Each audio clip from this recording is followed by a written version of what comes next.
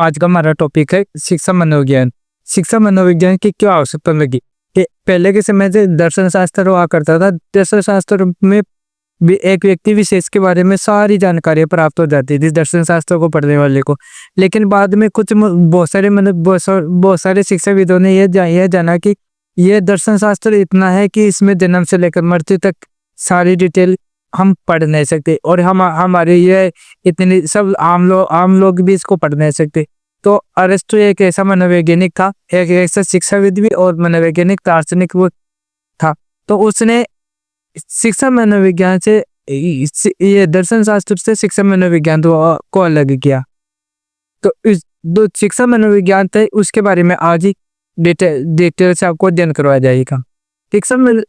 जिसमें शिक्षा का अर्थ होता है शिक्षा का अर्थ होता है कि जो व्यक्ति के व्यक्तित्व के सर्वांगीण विकास को शिक्षा कहा जाता है। यानी कि एक व्यक्ति होता है, उसके सर्वांगीण विकास में से उसका शारीरिक विकास हो, मानसिक विकास हो, बौद्धिक विकास हो और गुणात्मक चारित्रिक, इन सभी प्रकारों के जो विकास होता है उसको सर्वांगीण विकास कहा जाता है। एक शिक्षित व्यक्ति के अंदर ये सारे गुण मौजूद होने चाहिए। तो शिक्षा एक संस्कृत भाषा का शब्द है जो शिक्ष धातु से बना है, और जो शिक्ष धातु से बना है इसका अर्थ होता है कि सीखना या सिखाना। इसके बाद में हम इंग्लिश में ले, वो यह शिक्षा को इंग्लिश में एजुकेशन बोला जाता है। यह लैटिन भाषा का शब्द है। कौन सी भाषा का? लैटिन भाषा का शब्द है जिसको एजुकेटम कहा जाता है। एजुकेटम का अर्थ होता है प्रशिक्षित करना। इस दो एजुकेटम है उसको भी दो भागों में विभाजित किया गया है, एक तो है ई और एक है ड्यू। इसका अर्थ होता है अंदर से और ड्यू का अर्थ होता है बाहर निकालना, यानी कि अंदर से बाहर निकालना ही शिक्षा है। इसके अर्थ इसी के अनुसार इसका बाद में अच्छे अर्थ चेंज होता गया, जिसमें एडुकेयर है। एडुकेयर का अर्थ होता है पालन पोषण करना। उसके बाद में इसका अर्थ लिया गया है एडुसियर। एडुसियर का अर्थ होता है बाहर निकालना। इसके बाद में जो कहा जाता है कि जो कहा गया है कि जो शिक्षा है, शिक्षा एक सतत प्रक्रिया है जो जन्म से लेकर मृत्यु तक चलते रहते हैं। जैसे हम जो कोई बालक का जन्म होता है, जन्म होने के बाद में वो जिस दिन से बालक का जन्म होता है उस दिन से लेकर वो मृत्यु तक हर एक पायदान पर, हर एक पड़ाव पर, हर एक क्षण, हर एक दिन वो कुछ ना कुछ नया सीखता रहता है। तो वो सीखने की जो प्रक्रिया है वो सतत है, यानी कि लगातार एक कड़ी के बाद में दूसरा जो छोटा बालक होता है वो सारी बातें सीखता है। फिर बाद में जैसे जैसे बालक बड़ा होता जाता है, पहली क्लास में, दूसरी क्लास में, तो वो अपने ज्ञान में वृद्धि करते जाता है। और जब वो बहुत ज्यादा वृद्धि होता है तो भी उसके पास बहुत सारा ज्ञान होता है। तो ये शिक्षा एक सतत प्रक्रिया सिखाया जाता है कि ये लगातार चलती रहती है और जो जन्म से लेकर मृत्यु तक चलती है। इसके बारे में कहा जाता है जो शिक्षा है प्राचीन काल में तो शिक्षा होती थी वो दो पायदानों पर होती थी, जिसको द्विमुखी कहा जाता है। एक तो उसमें वो हुआ करता था, एक तो शिक्षक हुआ करता था, दूसरा है शिक्षार्थी हुआ करता था। कि जो पहले प्राचीन काल में गुरुकुल में जो शिक्षा चलती थी वो दो पायदानों पर होती थी कि पहले अकेले गुरु होता था और बहुत सारे शिष्य होते थे, जिसमें जो गुरु जो बातें बताता था आश्रम के अंदर है, जो गुरु बातें बताता था केवल वो बातें ही शिक्षा ग्रहण करता था। तो जो प्राचीन काल में शिक्षा चलती थी वह शिक्षक केंद्रित हुआ करती थी, यानी कि शिक्षक केंद्रित हुआ करती थी कि प्राचीन काल की जो शिक्षा थी वो द्विमुखी है। इसमें शिक्षक और शिक्षार्थी ये दो मुख्य पायदान होते। इसके साथ में यह शिक्षक केंद्रित की जो शिक्षक ने यह प्लान किया है कि मैं आज बच्चों को ये पढ़ाऊंगा, ये सिखाऊंगा, ये नई बात बताऊंगा। बस ये शिक्षक का प्लान था, चाहे बच्चों का मन हो या नहीं हो, लेकिन शिक्षक उनको सिखा के रहता था। तो वो शिक्षक के ऊपर आधारित होती थी। ये बात किसने कही कि यह जो प्राचीन शिक्षा है, ये जॉन एडम्स ने कहा है कि जो प्राचीन शिक्षा है वो द्विमुखी है और शिक्षक केंद्रित। इसके बाद में है जो आधुनिक शिक्षा है, आधुनिक शिक्षा जो वर्तमान में चली आ रही है वो त्रिमुखी है। आधुनिक शिक्षा त्रिमुखी है, जिसमें एक तो शिक्षक हुआ करता है,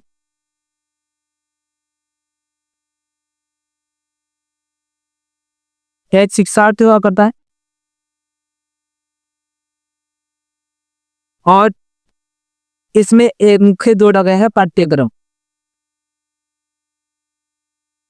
कि जो भी शिक्षा होगी विद्यार्थियों को जो कुछ भी सिखाया जाएगा वह पाठ्यक्रम के ऊपर आधारित होना चाहिए।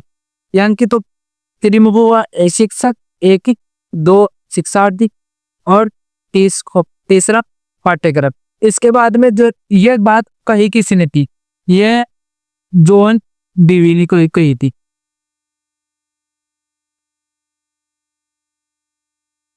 ये बात किसने कही थी? ये जॉन डीवी ने कही थी। और जॉन डीवी और जॉन एडम्स, ये दोनों थे, ये दोनों शिक्षाविद थे।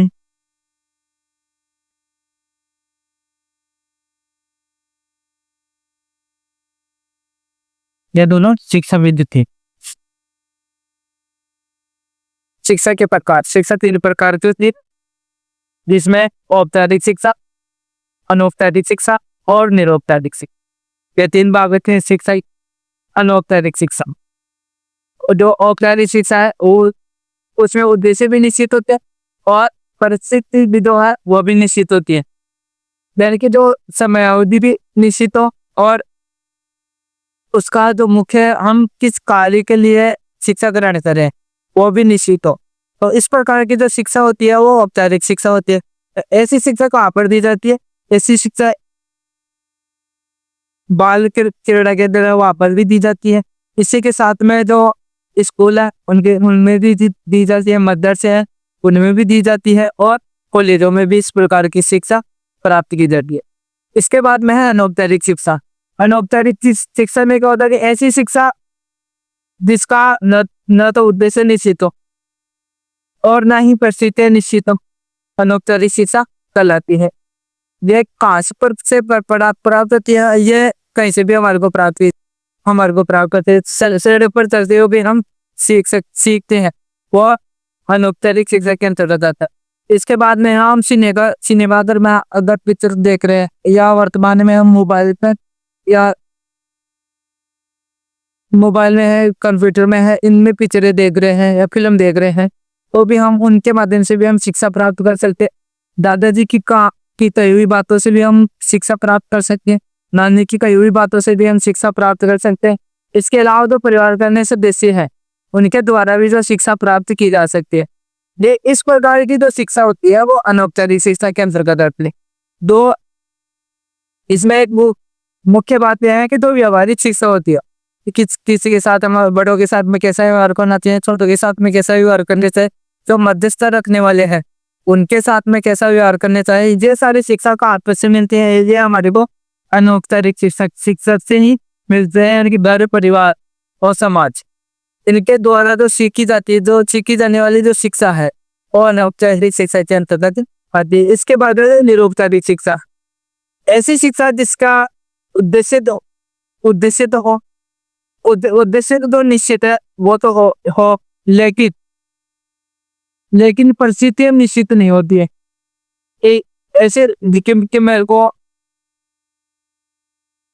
शिक्षा ग्रहण करनी, तो शिक्षा ग्रहण करनी है तो इसका मतलब मेरे को कहाँ से शिक्षा ग्रहण करनी है यह फिक्स नहीं है, लेकिन मेरे को पढ़ना है। तो ऐसी स्थिति में जो पढ़ना है या तो ऐसे मेरे को ज्ञान प्राप्त करना है, तो यह स्थितियाँ कहाँ से होती है जिसमें उद्देश्य कोई निश्चित नहीं होता। जैसे मोबाइल के द्वारा, यूट्यूब के द्वारा हम लोग पढ़ते और हमारा